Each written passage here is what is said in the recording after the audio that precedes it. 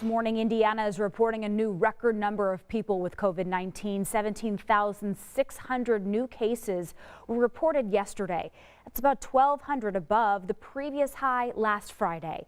Remember, those numbers don't include all the results from at-home COVID tests. State health leaders say most of these cases are the result of the Omicron variant. COVID cases are also surging nationwide. Of course, the U.S. has reportedly surpassed 70 million cases since the start of this pandemic. This week, the government has taken new steps to slow the spread of the virus, like giving away free masks and at-home tests. This morning, there's new research from the CDC that reinforces the effectiveness of vaccines and getting boosted. Our Lauren Kostick breaks down how much extra protection you get once you're boosted.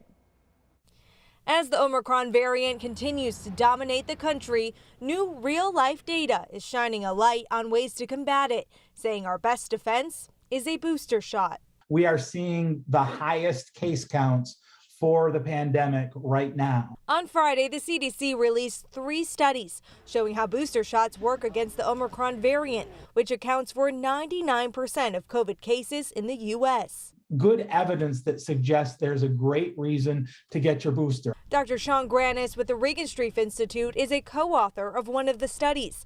And after reviewing millions of COVID cases, here's what they found. With Omicron, if you're boosted, you have an 82% chance of avoiding a trip to the ER after catching COVID.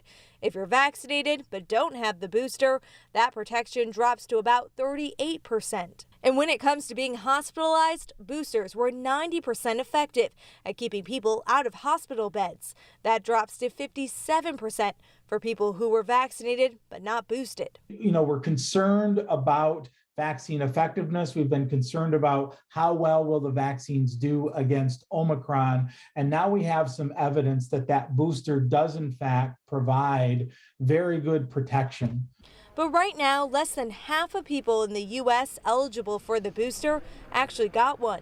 In Indiana, it's barely above 40%. But I'm hopeful that this will encourage more Hoosiers who have completed the 2-dose series to really think about getting that booster.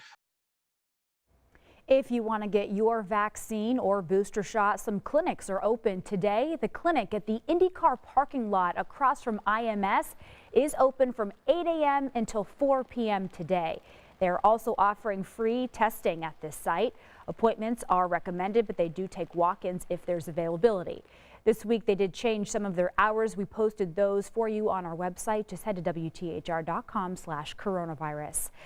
And here's another opportunity to get vaccinated today. The Indiana Department of Health is hosting a clinic up in Carmel at Jill Perelman Pavilion. That's on West 116th Street near University High School and West Park.